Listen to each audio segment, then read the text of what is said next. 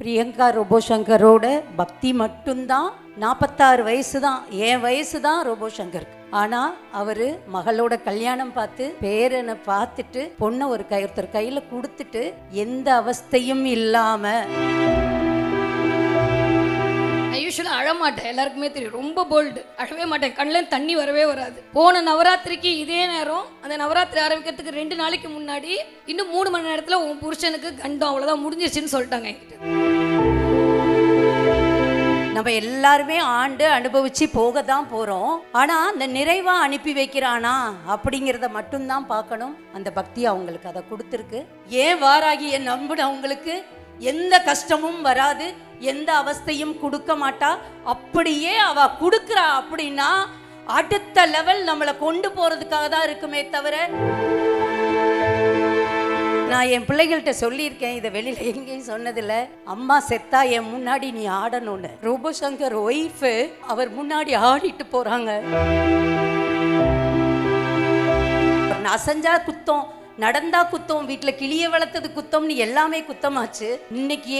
ஆனால் அவர் பண்ண எதுவுமே நிற்கல, எல்லாரும் கலங்கி நிற்க வச்சுட்டாரு. ஒரு மனுஷன் இருக்கும்போது கொண்டாடணும், செத்ததுக்கு அப்புறம் கொண்டாடாதீங்க. நீங்க யாரையுமே ஒதுக்கிடாதீங்க.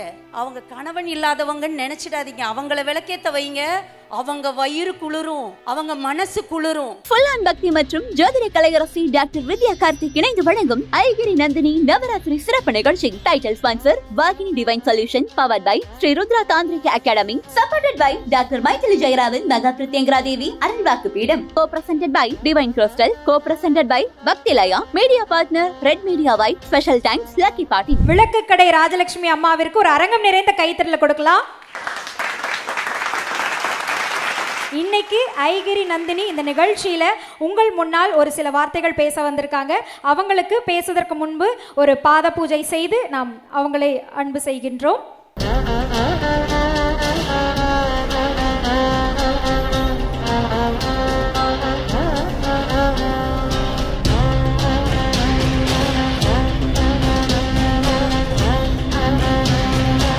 நம்ம ஊரில் சொல்லுவாங்கள்ல, திருப்பதிக்கே மொட்டை அடிக்கிறியான் அப்படின்ற மாதிரி நான் அக்காக்கே வந்து வெங்கலத்தை கொடுக்கறது அப்படின்றது கொஞ்சம் ஓவர் தான். இருந்தாலும் அக்காவுடைய மனசும் அக்காவுடைய சிரிப்பும் மாதிரி இது என்றும் அவர் வீட்டில் நிலைத்திருக்கட்டும்.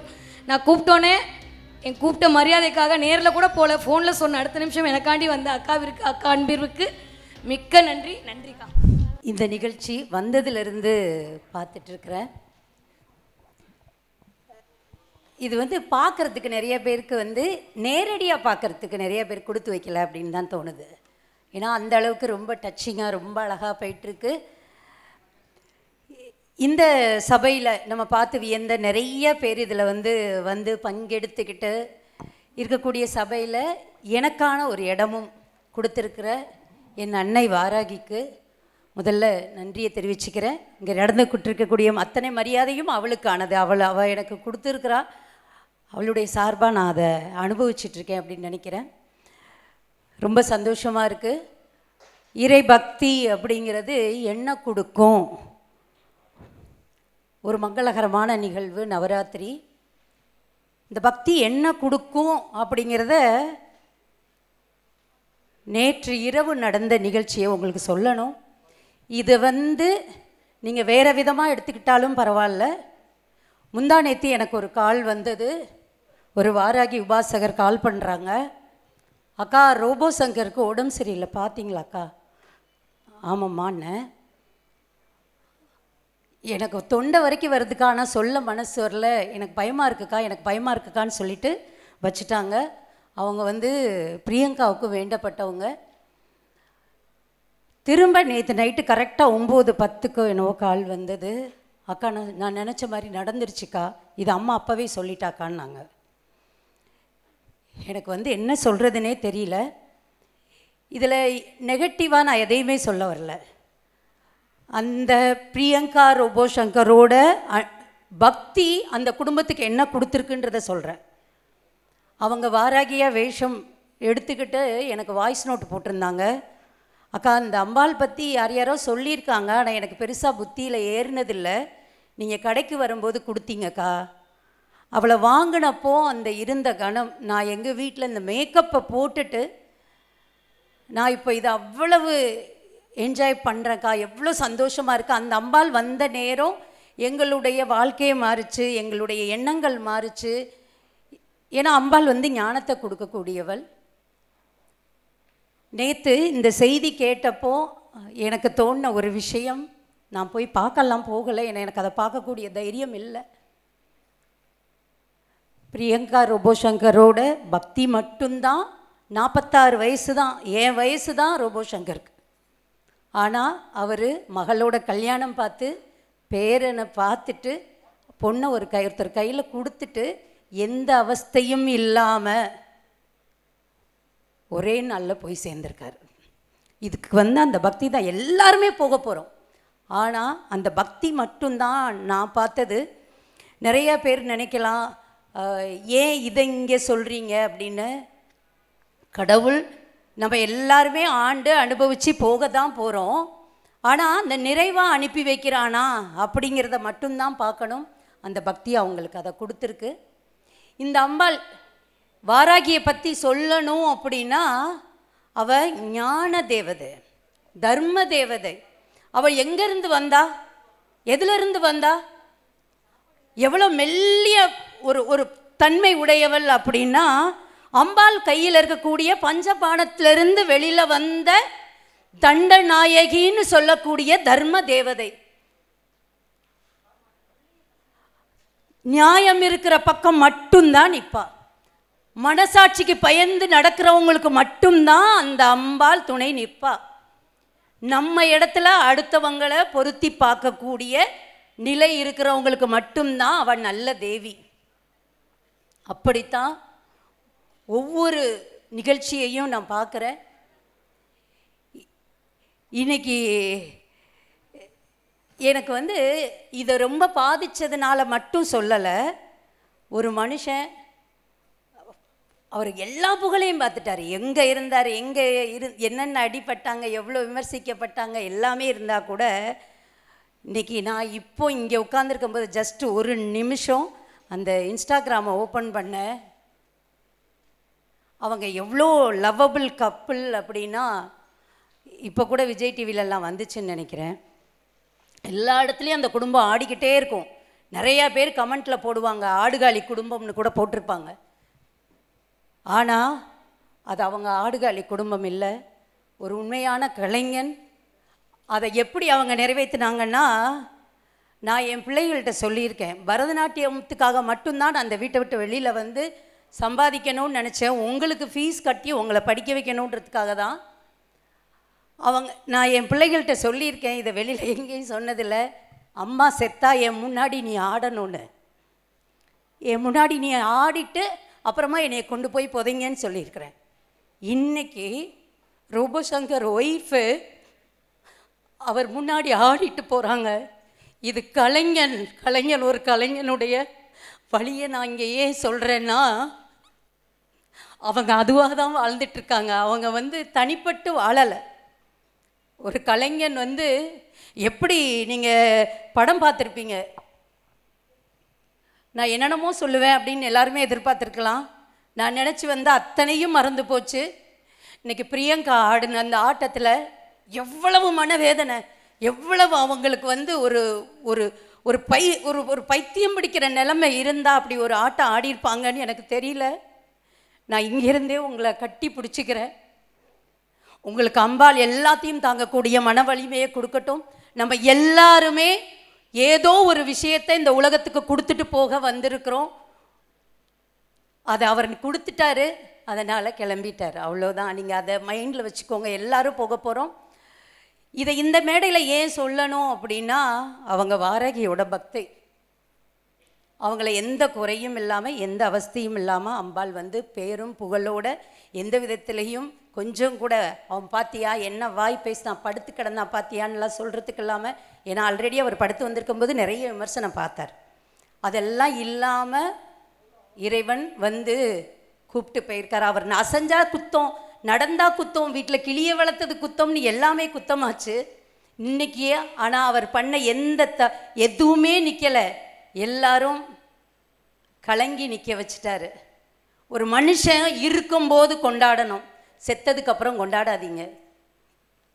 அதுவும் ஒரு கலைஞனை, ஒரு பக்தி செலுத்துறவங்களை விமர்சிச்சுக்கிட்டே இருக்காதீங்க, நோண்டிக்கிட்டே இருக்காதீங்க. ஒவ்வொரு ஆத்மாவும் உன்னை செஞ்சே வந்திருக்கு, அதை செஞ்சு முடிக்கிற வரைக்கும் அது இங்கே ஆடிக்கிட்டு தான் இருக்கும், அதை செய்யறதுக்கான வழியை பார்த்துக்கிட்டு தான் இருக்கும். அந்த வழியில் போக விடுங்க. இதை நீங்கள் டெலிகாஸ்ட் பண்ணாலும் சரி பண்ணாட்டாலும் சரி, ஏன் வாராகிய நம்பினவங்களுக்கு எந்த கஷ்டமும் வராது, எந்த அவஸ்தையும் கொடுக்க மாட்டா. அப்படியே அவ கொடுக்குறா அப்படின்னா அடுத்த லெவல் நம்மளை கொண்டு போகிறதுக்காக தான் இருக்குமே தவிர. ஏன்னா நான் விமர்சிக்கப்பட்டேன். போன வருடம் ஆஷாட நவராத்திரி முடிச்ச கையோட இவ வியாபாரத்துக்காக நடுவில் வச்சு அந்த அம்பாளை கொண்டாடுறான்னாங்க. எவ்வளவு வலிச்சதுன்றது எனக்கு மட்டும்தான் தெரியும். நான் அதுலேருந்து மீண்டு வர 1 வருஷம் ஆச்சு உண்மையாவே. ஏன்னா விமர்சிச்சது சாதாரண ஆள் கிடையாது, அவங்களும் ஆன்மீகத்தில் இருக்காங்க. ஒரு உண்மையான ஆன்மீகவாதி எப்படி இருக்கணும் தெரியுமா? அடுத்தவனை விமர்சிக்க கூடாது. இதுவும் பூஜை தான், பண்ணட்டுமே, அப்படியாவது பக்தி செலுத்துறாங்களேன்னு அந்த கண்ணோட்டத்தோட பார்க்கணும். பார்க்குறவன் மட்டும்தான் உண்மையான ஆன்மீகவாதி.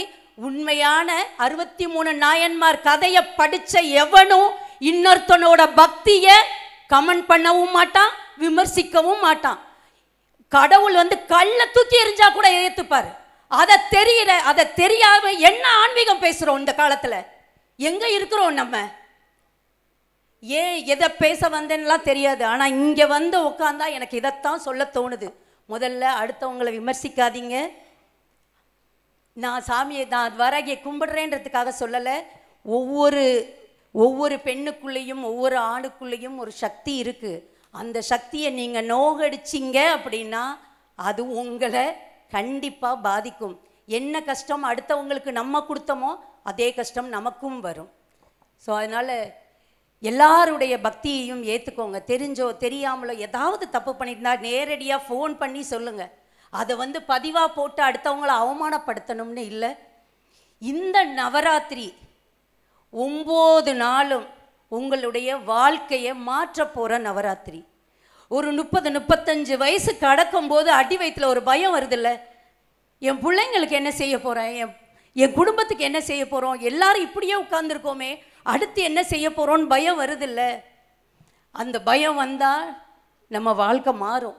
அலட்சியமாக இருக்கிறோம், இல்லை இன்றைக்கி போகுது, இன்றைக்கி நல்லபடியாக போகுது, இன்றைக்கி அப்படியே போகட்டும் அப்படின்னு இல்லாமல், கடவுள் நீங்கள் எந்த கடவுளை வேணாலும் கும்பிடுங்க, அதை முழுசாக நம்புங்க. எதிர இருக்கிற மனுஷனை நோகடிக்காதீங்க, அது கண்டிப்பாக பாதிக்கும். ஏன்னா எதிர இருக்கிறது தெய்வம் தான். நான் அப்படித்தான் ஒவ்வொரு பெண்ணையும் பார்க்குறேன். அப்படி ஆரம்பிச்சது தான் இந்த பாத பூஜை. இந்த பாத பூஜையை பார்க்கும்போது என்னுடைய கொள்கையும் வெற்றி பெற்றிருக்குன்னு தோணுச்சு. ஏன்னா எதிர உட்காந்துருக்க நான் வருஷத்தில் 9 நாள் 7 பெண்களை கூப்பிட்டு அவங்க இருக்கிறவங்க இல்லாதவங்க யார் என்ன எதுவும் தெரியாது, முன்னாடி உட்காந்துருப்பாங்க. நான் அவங்களுக்கு பாத பூஜை பண்ணுவேன். அப்படி பண்ணும்போது ஒவ்வொருத்தரையும் என்னுடைய காமாட்சியாக நினச்சி நான் பண்ணுவேன். ஏன்னா நீங்கள் நினச்சிடாதீங்க பொண்டாட்டி தானே நினச்சிடாதீங்க, இவளுக்கு என்ன அறிவு இருக்குன்னு நினச்சிடாதீங்க, நம்ம கூட தானே வாழ்கிறா, இவளுக்கு என்ன தெரிஞ்சிரும்னு யாருமே நினச்சிடாதீங்க. ஒவ்வொரு பெண்ணும் சக்தி, உங்கள் வீட்டை மாற்ற வந்த சக்தி, இந்த உலகத்தை மாற்ற வந்த சக்தி. அப்படி தான் ஒரு 2 பிள்ளைகளுக்கு டான்ஸ் கிளாஸ் ஃபீஸ் கட்டணும்னு தான் வெளியில் வந்தேன். இன்றைக்கி எத்தனையோ பெண்கள் எங்களை பார்த்து அவங்களுடைய வாழ்க்கையை நம்மளே நடத்த முடியுன்ற நம்பிக்கையோடு நடந்துட்டுருக்காங்க. இந்த நம்பிக்கையை நிறையா பேருக்கு விதைக்கக்கூடிய ஆற்றலை சக்தியை அம்பாள் எனக்கு கொடுக்கட்டும். ஒவ்வொரு பெண்ணையும் போதை பொருளாக பார்க்காதீங்க. எவ்வளவு வளர்ந்தாலும் நானுமே இன்னும் ஒரு சில பேரோட பார்வைகளை சந்திக்கிறேன். அதை பார்க்கும்போது தோணுது, அபிராமி அன்னை பாட்டில் சொல்லியிருப்பா, ரசித்து ரசித்து எழுதினா அபிராமி பட்டர் இதையும் எழுதியிருக்காரு. நான் எப்பேற்பட்ட ஆற்றல் உடையவ தெரியுமா, என்னால் என்னென்ன செய்ய முடியும் தெரியுமா, ஆனால் என் இடுப்பு எப்படி இருக்குது, என் தொடை எப்படி இருக்குது, என் மார்பு எப்படி இருக்குன்னே இன்னும் வர்ணித்து எழுதிக்கிட்டு இருக்கீங்களேன்னு அபிராமி அந்த அதில் ஒரு பாட்டு வரும், கேளுங்க. உங்களோட எண்ணங்களை மாற்றுங்க. எதிர உட்கார்ந்துருக்கிறது சக்தியாக பாருங்கள், இந்த உலகமே மாறிடும். அனைவருக்கும் ஏன் இன்னைக்கு இவ்வளோ எனக்குள்ள வேகம் எதுக்கு அப்படின்னு தெரியல, ஏதோ ஒரு வருத்தம். அது என்னுடைய அழுத்தமாகவே பார்க்குறேன். ரொம்ப ஆனால் உணர்ச்சி வசப்பட்ட ஒரு நிலை. சந்தோஷமாக இருக்குது. இங்கே உண்மையாகவே சொல்கிறேன், இங்கே வந்து நேரில் பார்க்காதவங்க கொடுத்து வைக்காதவங்கன்னு தான் சொல்லணும். ரொம்ப நல்லா இருக்குது நிகழ்வு. இதை நீங்கள் மிஸ் பண்ணாமல் எல்லாருமே பாருங்கள். பார்க்குறது மட்டும் இல்லை, உங்கள் காதில் விழக்கூடிய ஒவ்வொரு வார்த்தையும் உங்கள் வாழ்க்கையை மாற்றக்கூடிய ஒரு விஷயம் இருக்கும். அனைவருக்கும் நன்றி. இன்றைய இந்த நிகழ்ச்சி ஸ்கிரிப்டட் கிடையாதுன்றதுக்கு நீங்கள் ஒரு உதாரணமாக தான் நான் நினைக்கிறேன். இந்த மனசில் என்ன நினைக்கிறோமோ அது பேசணும், அதுதான் அது இறைவன் பேச்சாக தான் நான் நினைக்கிறேன். நிறைவாக ஒரே ஒரு கேள்வி, வாராகி வழிபாடு எல்லோருமே செய்யலாமா? தீர்க்க சுமகலியாக இருக்கிறதுக்கு இந்த நவராத்திரிக்கு ஒரு சிறு குறிப்பு, இதை விஷயத்தை கண்டிப்பாக நீங்கள் வீட்டில் செய்யுங்கன்னு ஒரு குறிப்பு கொடுங்கம்மா. கண்டிப்பாக. என்னுடைய வாழ்க்கையில் நான் இது வரைக்கும் எல்லாம் சொல்லாத ஒரு இக்கட்டான ஒரு நிலை எனக்கும் வந்துச்சு. எப்போ வந்தது? நீங்கள் வாராகி வழிபாடு பண்ணுறதுனால என்ன கிடைக்கும் அப்படின்றது.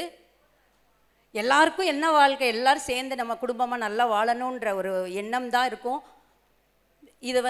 இதை யார் எப்படி எடுத்துக்கிட்டாலும் எனக்கு கவலை இல்லை. என்னையை புரிஞ்சிக்க வேண்டியது என் கணவர், அவர் புரிஞ்சிக்கிட்டாரு.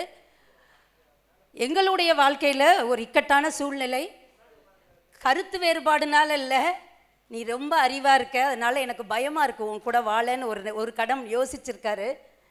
அப்படி யோசித்தப்போ, இது எனக்கெல்லாம் தெரியவே தெரியாது, அப்படி யோசித்தப்போ எங்கே என் குடும்பம் பிளவுபட்டுருமோ அப்படின்னு நினச்சி, எனக்கே தெரியாமல் நான் அந்த பாத பூஜை பண்ண 3வது நாள் தெரிஞ்சது இவர் என் கூட சேர்ந்து வாழக்கூட பயப்படுறாரோ அப்படின்றது. ஆனால் இன்னைக்கு அந்த எண்ணம் எல்லாம் மாறி நான் வந்து உன் கூடவே தான் இருப்பேன், இன்னைக்கு கூட இந்த நிகழ்ச்சி கூட வர்றேன்னாரு. அந்த அளவுக்கு மாற்றினதுக்கு காரணம், நான் வந்து லலிதா நவராத்திரின்னு சொல்லப்படக்கூடிய வசந்த நவராத்திரியில் நான் பண்ண பெண்களுக்கு பண்ண பாத பூஜை. இன்னொன்று, அவங்க உண்மையாக சொல்லணும்னா, நீங்கள் யாரையுமே ஒதுக்கிடாதீங்க, அவங்க கணவன் இல்லாதவங்கன்னு நினச்சிடாதீங்க. அவங்கள விளக்கேற்ற வைங்க, அவங்க வயிறு குளிரும், அவங்க மனசு குளிரும். சுமங்கலியாக வாழ்கிறவங்க மட்டும் இல்லை, இன்னைக்கு நான் இவங்க கேட்ட கேள்விக்கு சம்மந்தம் இல்லாமல் பதில் சொல்கிறேன்னு நினைக்காதீங்க. இன்னைக்கு சமூகம் ஒரு 2 பேர் சேர்ந்து வாழ்கிறது சாதனைன்னு நினைக்க ஆரம்பிச்சிட்டோம். ஏன்னா இன்னைக்கு சூழ்நிலை வீடுகளில் அப்படி இருக்குது. 2 பேரும் சம்பாதிக்க ஓடுறோம், 2 பேருக்கு சமைக்க நேரம் இல்லை, பேச நேரம் இல்லை, எதை நோக்கி ஓடுறோம்னே தெரியாமல் ஓடிக்கிட்டு இருக்கிறோம். ஆனால் நான் பண்ண அந்த பூஜை 3வது நாள் எனக்கு இப்படி ஒரு சூழ்நிலையில், அதுக்கப்புறம் பண்ண அந்த 7 நாள் பூஜையுமே கண்ணீரோடு பண்ணுறேன், உருக்கமாக பண்ணுறேன். டோட்டலாக இந்த வருஷம் மாறி நிறைவாக பண்ணேன். இதை வந்து நான் என் வீட்டு ரகசியத்தை நான் உங்கள்கிட்ட சொல்லணும்னு இல்லை.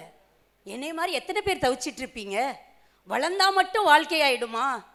புருஷனோட சேர்ந்து வாழ்கிறதும் தான் வாழ்க்கை. அதைத்தான் நம்மளுக்கு அம்பாள் சொல்லி கொடுக்குறா. எந்த இடத்துலையும் விட்டு கொடுத்துட வேண்டாம். எங்கே போனாலும் இதே பிரச்சனை இருக்கும். மனுஷன்னா பிரச்சனை வந்துக்கிட்டே தான் இருக்கும். நம்ம என்ன பண்ண போகிறோம்? நம்ம அக்செப்ட் பண்ணிப்போம். என் வாழ்க்கை இப்படி தாங்க, நான் அக்செப்ட் பண்ணிக்கிறேன். என்னைக்கு கணவனை மனைவியும் மனைவியை கணவனும் அக்செப்ட் பண்ணிட்டோமோ, அடுத்தவன் பேசுறதுக்கு வழியே இருக்காது. என்ன நடந்தாலும் அக்செப்ட் பண்ணுவோம். என்ன நடக்கட்டும், தப்பே பண்ணியிருக்கட்டுங்க, நம்ம வாழ்கிற வாழ்க்கை நமக்கானது. நம்ம யோகியமா, நம்ம கரெக்டாக இருக்கோமான்னு நம்ம மனசாட்சிக்கு தெரியுதா? எல்லாருமே மனுஷங்க, தப்பு பண்ண நடக்கலாம், தவறுதலாக வார்த்தைகள் விழலாம். ஆனால் அதுக்காக ஒரு குடும்பம் பிரியணும்னு எந்த விதத்துலேயும் நியாயம் இல்லை.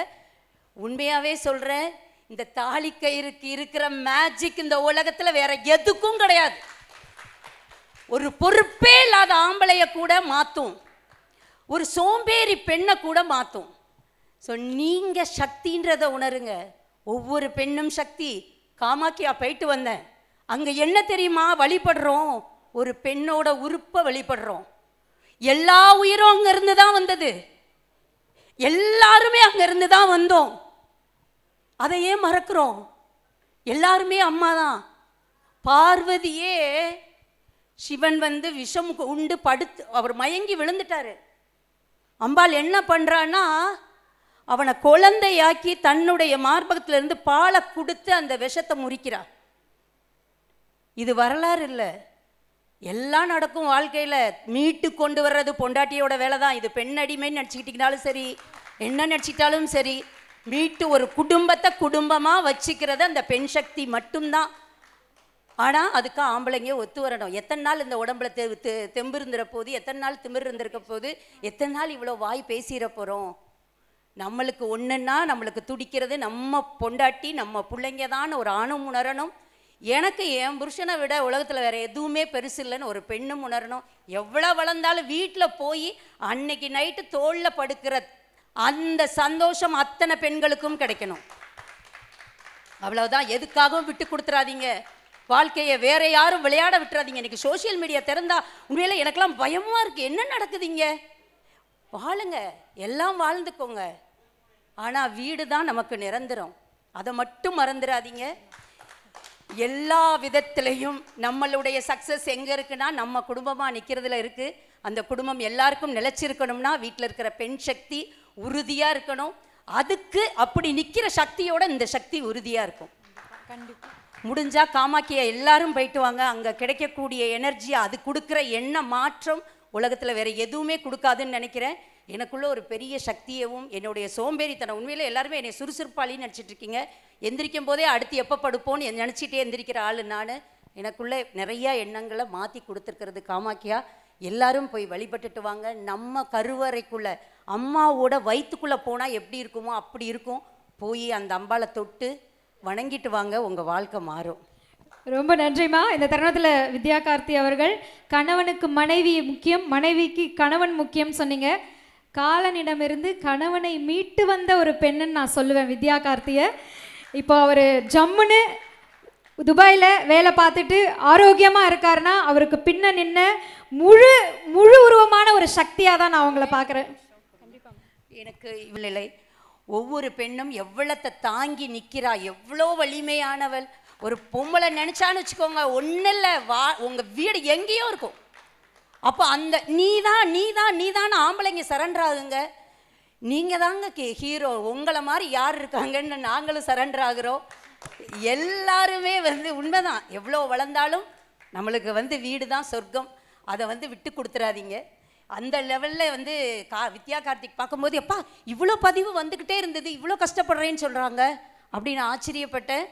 அவங்க உண்மையாகவே அவங்க கணவருக்கு ஒரு பெரிய இந்த மாதிரி தான் ஒரு கண்டத்துலேருந்து காப்பாற்றி இன்றைக்கி அவருடைய விருப்பமான அந்த வேலைக்கும் அனுப்பிச்சி வச்சுட்டு இங்கே நின்று இவங்களுமே உலகத்துக்கு தான் கொடுத்துட்ருக்காங்க. இதில் 10 பைசா தேர்மானலாம் தெரியாதுங்க. இதெல்லாம் பண்ணலைனாலும் கூட அவங்களுக்கான வருமானம் வந்துட்டு இருக்க தான் போகுது. ஆனால் நான் என்னோட கருத்தை இந்த உலகத்துக்கு கொடுக்குறாங்கல்ல, இவங்கள மாதிரி ஆட்களை நம்ம ஆதரிக்கணும். அதனால தான் உட்காந்துட்டேன். உட்காந்து இவங்களுடைய அந்த எண்ணங்கள் ஒவ்வொன்றையும் பார்க்கும்போது ரொம்ப சந்தோஷமாக இருக்குது. நிறைய சேர்ந்து பயணப்படணும்னு ஆசைப்பட்றேன். நன்றிம்மா. யூஸ்வலாக அழமாட்டேன், எல்லாருக்குமே தெரியும். ரொம்ப போல்டு, அழவே மாட்டேன். கண்ணில் தண்ணி வரவே வராது. போன நவராத்திரிக்கு இதே நேரம், அந்த நவராத்திரி ஆரம்பிக்கிறதுக்கு 2 நாளைக்கு முன்னாடி இன்னும் 3 மணி நேரத்தில் உன் புருஷனுக்கு கண்டம் அவ்வளோதான் முடிஞ்சிருச்சுன்னு சொல்லிட்டாங்க என்கிட்ட. 2 குழந்தைங்களை வச்சுட்ருக்கேன். என்ன பண்ண போகிறேன்னு தெரில. எந்த சொந்தக்காரங்களுக்கும் தெரியாது. காலையில் 6 மணிக்கு போய் பாட்டுறேன். அட்மிஷன் போட்டுட்டு உடனே ஆப்ரேஷன் பண்ணணுன்னு சொல்கிறாங்க. எனக்கு அவளை விட்டால் வேறு யாருமே தெரியாது. மீனாட்சி மட்டும்தான். அன்றைக்கி நான் அவகிட்ட ஒன்று சொன்னேன். எப்படியும் நவராத்திரிக்கு இது வரைக்கும் நான் ஒரு நாள், நான் பெருமையாக சொல்ல, எங்கள் அப்பார்ட்மெண்ட்ஸில் எல்லாருக்கும் தெரியும், என்னை பற்றி வெளியில் எல்லாருக்கும் தெரியும், ஒரு நவராத்திரிக்கு கூட நான் ஒரு 10,000 பேருக்கு சாப்பாடு போடாமல் இருந்ததில்லை, ஒரு 100 பேரை கொடுக்காமல் இருந்ததில்லை. ஏன்னா பூஜை பண்ணுறது மட்டும்தான் அம்பிகைகிட்ட போகிற விஷயம் கிடையாது. நம்ம ஆத்மார்த்தமாக என்ன பண்ணுறோமோ அதுதான் அம்பிகை. அது யாராக இருந்தாலும் அம்பிகை. எனக்கு இப்போ அக்கா அம்பிகை, நீங்கள் அம்பிகை, எல்லாருமே அம்பிகை. அப்படி தான் என் வீட்டில் யார் வந்தாலும் சரி, தவறாக அனுப்பிச்சிக்காதீங்க. எங்கள் வீட்டு விளக்கரமாக வந்தாலும் அவள் எனக்கு சாமி, அவளை உட்கார வச்சு நான் காலைல பாத பூஜை பண்ணுவேன். எங்கள் வீட்டு ஓனரமாக வந்தாலும் அவங்க எனக்கு சாமி, அவங்கள உட்கார வச்சு நான் பாத பூஜை பண்ணுவேன். இப்போ இல்லை, எனக்கு விவரம் தெரிந்த நாள்லேருந்து எனக்கு சொல்லி கொடுத்தது அது மட்டும்தான். அப்பா அவகிட்ட ஒன்று சொன்னேன், போன நவராத்திரி நான் பண்ணலை, அடுத்த நவராத்திரி நீ அவனுக்கு மீட்டு கொடுத்தேன்னா உலகம் அறிய நான் உன்னை கொண்டாடுவேன் அப்படின்னு அவகிட்ட சத்தியம் பண்ணேன். எல்லாரும் சொல்லுவாங்க, மேடம் நீங்கள் பூ வைக்கும்போது சூப்பராக இருக்கீங்க, தலை நிறையா பூ, ஏதாவது ஒரு வீடியோவில் பூ இல்லாட்டி என்ன மேடம் பூ இல்லை. அந்த பூவு, அந்த பொட்டு, இந்த பெருமை, இந்த பேர், எவ்வளோ சண்டை, எவ்வளோ திட்டு, எவ்வளோ கோவம். ஏன்னா ஒரு அஸ்ட்ராலஜி பார்க்குறதுன்றது சாதாரணமான விஷயம் இல்லை. எத்தனை பேரோட கர்மாவை வாங்கிக்கிறோம் நாங்கள். நீங்கள் சும்மா கமெண்ட் போட்டுடலாம் கீழே, உங்களுக்கு அது தெரியுமா இது தெரியுமா. ஒரு டாக்டர்கிட்ட போயிட்டு தான் ஒரு கேள்வி உங்களால் கேட்க முடியுமா? அவருக்கே வைத்தியம் பார்க்குற எங்களுக்கு எவ்வளோ இருக்கும். நான் பெருமையாக பீத்தலாம் இல்லைங்க, சீரியஸாக சொல்கிறேன். ஆனால் நீங்கள் போடுற எல்லாத்தையும் உங்களோட எல்லா கருமிகளும் நாங்கள் வாங்கிட்டு நீங்கள் நல்லா இருக்கணும்னு மட்டும்தான் நம்புவோமே தவிர வேறு எதுவுமே ஏன் இல்லை, எந்த அஸ்ட்ராலஜர் வாயிலிருந்தும் வராது. அதனால்தான் அவர்களுக்கு பேர் தெய்வீகன்னு பேர். யாருக்குமே அப்படி ஒரு பேரை கொடுக்கல, அஸ்ட்ராலஜருக்கு மட்டும்தான் கொடுத்திருக்கிறார்கள். அப்படிப்பட்ட இந்த தொழிலில் நான் என்னோட எல்லாத்தையும் விட்டுட்டு வரும்போது நான் சொன்னது, என்னை நம்பி வரக்கூடிய எந்த கிளைண்ட்டுக்கும் என் மனசார நான் துரோகம் பண்ணி ஏமாற்றி ஒரு பைசா நான் வாங்க மாட்டேன், இனிமேயும் வாங்க மாட்டேன். இன்றைக்கி வரைக்கும் நல்லா வச்சுட்ருக்கா. என்னோட எத்தனையோ கிளைண்ட்டோட ஆசீர்வாதத்தில் இன்றைக்கி நான் நல்லா இருக்கேன். நிறைய பேர் மண்சோறு சாப்பிட்டேன் மேடம் உங்கள் புருஷனுக்குன்னு போட்டாங்க, அவங்களுக்கு என்ன தலையெழுத்து. அப்போ நினச்சேன் நீ இருக்கடி போதும், நான் பொழைச்சி கூப்பிட்டு வந்துடுவேன். அன்றைக்கி சொன்னது தான். இன்றைக்கி இந்த நவராத்திரிக்கு யார் வந்திருக்காங்கன்னு எனக்கு தேவையில்லை. ஆனால் எப்படியும் ஒரு 10 கோடி பேர் மக்கள்கிட்ட போகும். அவள் என்னை காப்பாற்றிட்டா, அவளுக்கு நான் சொன்னதை செஞ்சுட்டேன், அவ்வளோதான். அதுக்கு நீங்கள்லாம் இருந்து ஹெல்ப் பண்ணதே எனக்கு நன்றி, அவ்வளோதான். பாதத்தில் விழுந்து நன்றி செலுத்துகிறேன். ரொம்ப ரொம்ப நன்றி. எனக்கு பேசுகிறதுக்குன்னே பிறந்தவன்னு சொல்லுவாங்க, எனக்கு பேச்சே வரல இன்னைக்கு. இது எமோஷனா இதான்னு தெரில. ஆனால் ஒரே ஒரு ஆளுக்கு நான் மனசார நன்றி சொல்லணும், என்னோடய ஜெயஸ்ரீ அக்காவுக்கு. நான் என் வீட்டில் அரிசி வாங்க எனக்கு காசு இல்லாமல் இருந்த நேரம் யார்கிட்டையும் நான் சொன்னதில்லை. அக்கா என்னை புதிய தலைமுறை கூப்பிடும்போது அவங்க இன்ஃப்ளூயன்ஸில் தான் எனக்கு புதிய தலைமுறையில் உட்கார வச்சாங்க. நீ பேசல அதெல்லாம் ரெண்டாவது. அவங்கக்கிட்ட நான் முதல்ல சொன்ன வார்த்தை, அக்கா நான் என்ன தான் அஸ்ட்ராலஜராக இருக்கணும், நான் ஹாஸ்பிட்டலில் உட்காந்துருக்கேன்க்கா, மளிகை சாமான் வாங்க காசு இல்லை. நீங்கள் இன்றைக்கி புதிய தலைமுறையில் வாங்கி கொடுத்த இந்த 5000 ரூபா தான்க்கா என் பிள்ளைங்களுக்கும் நானும் இன்றைக்கி சாப்பாடு வாங்கி சாப்பிட்றோம். ஏன்னா மாதம் 5 லட்சம் சம்பாதிச்சுட்டு இருந்தாள் நான். ஆனால் நான் என்றைக்கோ செஞ்ச ஒரு உதவி ஜெயஸ்ரீ அக்கா மூலமாக எனக்கு திரும்ப வந்திருக்கு. அதே மாதிரி நீங்கள் செய்கிற உதவி கண்டிப்பாக உங்களுக்கு திரும்ப வரும். தயவு செஞ்சு எல்லாருக்கும் உதவி பண்ணுங்க. நன்றி.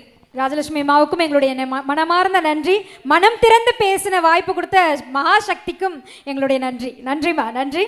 ஃபுல் ஆன் பக்தி மற்றும் ஜோதிட கலையரசி டாக்டர் வித்யா கார்த்திக் இணைந்து வழங்கும் ஐகிரி நந்தினி நவராத்திரி சிறப்பு நிகழ்ச்சி. Title sponsor Vahini divine solution, powered by Sri Rudra Tantrika academy, supported by doctor Mythili Jayaraman, mega Prathyangira Devi Arulvakku Peedam, co-presented by divine crystal, co-presented by Bhaktilaya, media partner red media white, special thanks lucky party.